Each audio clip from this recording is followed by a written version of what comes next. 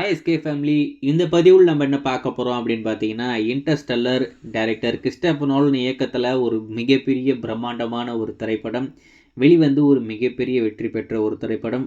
பர்சனலாக எனக்கு அந்த படம் அந்தளவுக்கு செட் ஆகலை. அதுக்கு முக்கியமான ஒரு காரணம் நம்மளுடைய லாங்குவேஜில் அந்த படம் இல்லை அப்படின்றது மட்டும்தான். ஏன்னா அந்த படம் இங்கிலீஷில் வேறு மாதிரி இருக்கும். அது பார்க்குற அளவுக்கு எனக்கு பொறுமை இல்லை.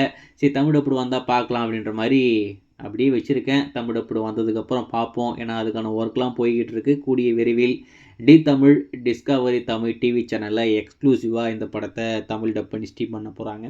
டெஃபினட்டாக அந்த டிவி சேனல்லையே ஒரு மிகப்பெரிய டிஆர்பி வரக்கூடிய ஒரு திரைப்படமாக இந்த படம் இருந்தாலும் ஆச்சரியப்படுறதுக்கு இல்லை.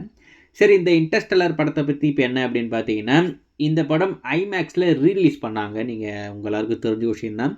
ஆனால் தமிழ்நாட்டில் அது ரிலீஸ் ஆகலை. அதாவது இந்தியாவில் அந்த ஐமேக்ஸ் ரீலீஸ் அப்படின்றது நடக்கவே இல்லை. ஓவர்சீஸில் நடந்தது. அங்கே எல்லாருமே பார்த்துட்டு மெய்சிலுத்து போயிட்டாங்க. அட பாவிகளா, என்னடா இது அப்படின்ற மாதிரி.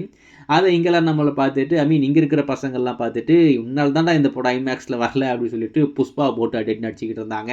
ஏன்னா இருக்கிற எல்லா ஸ்க்ரீன்லேயுமே புஷ்பா 2 போட்டதுனால இன்டர்ஸ்டெல்லரை ஐமேக்ஸில் ரிலீஸ் பண்ண முடியல. சரி, இப்போது நடக்காமல் போயிடுச்சு. இதுக்கப்புறம் நடக்குமா அப்படின்றது தான் ஒரு மிகப்பெரிய கேள்வி. அது நடக்குது. அஃபிஷியல் அனௌன்ஸ் மட்டுமே வந்துருச்சு. பிப்ரவரி 7 இந்த இந்த இன்டர்ஸ்டெல்லர் படம் வந்து உங்களுக்கு ஐமேக்ஸில் ரீலீஸ் பண்ண போகிறாங்க.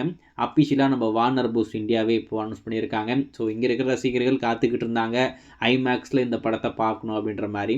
உங்களுக்கு ஒரு அரிய வாய்ப்பு. பிப்ரவரி 7 தேட்டரில், அதாவது ஐமேக்ஸ் தேட்டரில் காத்துக்கிட்டு இருக்குது. டெஃபினட்டாக ஐமேக்ஸில் பார்க்கக்கூடிய ஒரு பிரம்மாண்டமான திரைப்படம். ஐமேக்ஸில் இந்த படத்தை மேக் பண்ணியிருக்காங்க. ஸோ டெஃபினட்டாக வேறு மாதிரி இருக்க போகுது. ஏன்னா 70mm ஃப்ரேமில் இந்த படத்தை ஷூட் பண்ணியிருக்காங்க.